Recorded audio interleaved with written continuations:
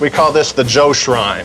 Got a little bit of everything in here. We got some 3 3/4 inch. We have some 12 inch, stuff like that. Well, I would probably say on a scale of 1 to 10 that I'm probably a 9.5 on the scale of collecting. I've been collecting, for quite some time, and I've seen other collections, and I'm pretty well in check. I've seen some collections that would make people cringe. In fact, I've gone to a couple of places that I've taken my wife and I said, see, I'm not that bad.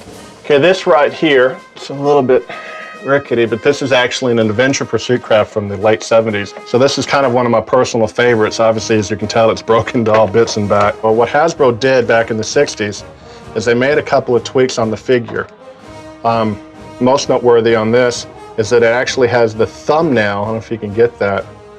The thumbnail is actually on the outside as opposed to the inside. The other thing that was unique about the G.I. Joe figure was his scar. That was what distinguished him from every figure that was out there at the time. I'm particularly fond of this one just for the simple fact that I got 2 autographs from 2 of the surviving members of the British parachute force that landed right by Pegasus Bridge during D-Day. Down here, one of the things that I've always tried to do when I was collecting G.I. Joe, when I had all these shelves when I was a little kid, and I always made little scenes.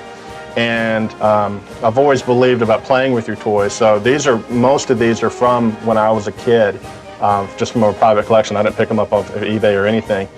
But I always wanted to make the scenes here, so I got these shelves and set up all the figures and the whole nine to kind of make it look like a kid's room.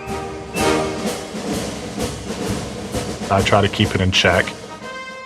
I've taken over 1 room. I'm trying to take more over, but my wife it's kind of like I was Germany and she's the United States. She pretty well thwarted a couple of my attempts for world expansion. Now, if you're going to ask me which one's my favorite G.I. Joe, I'm probably going to fall in with everybody else, and I'm going to say Snake Eyes. Snake Eyes was the mysterious one. He was a ninja. He was a commando. And probably out of all the figures that Hasbro manufactured from the 80s to the 90s, he was the one that was manufactured the most. I live with a lot of 12-inch men. And I think he's pretty much weeded his collection out, and he really has things that are more sentimental to him now. And it's not so much having to have it all, just having the things he wants to have and wants for his collection. You basically want to go to high-speed mode? It has taken me over 30 years to amass this collection. There are still key components within my collection on the shelf that are from my childhood that I have not sold. I've had a lot of people ask me, how much is your collection worth? I can't even fathom to think how much it is worth. It's, for me, it's priceless. I don't think mine is any more unique than the next guy's. I just think it's just mine.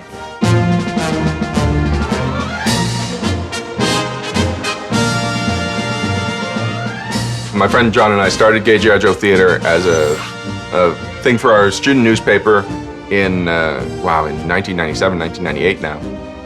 My friend John wanted to do a photo comic, and he wanted to do just wacky homoeroticism. And I was the one that brought in the idea of making it G.I. Joe, since they're all manly, tough guys. Okay. So the first shot is Cobra Commander and the Baroness up in the turret. Gay G.I. Joe Theater takes the characters from G.I. Joe and puts them in a soap opera situation where everyone, except for Shipwreck the Sailor, is gay, and there's all kinds of love triangles, and it's just a lot of wacky fun. Oh, the other way? Well, that's where the dreadnoughts are. Okay. Tina is great with a camera, so she's good at bringing out life in the toys, and she's helped me finally continue the Gay G.I. Joe's Theater storyline that helped get me back into G.I. Joe to begin with.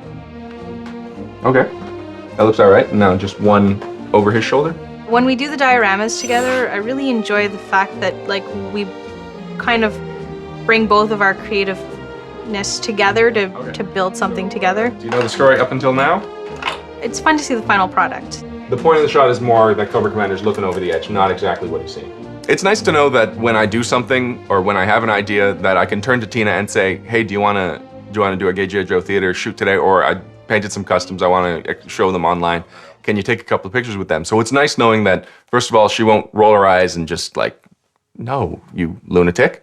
So knowing that, first of all, my writing is getting out there and making people laugh.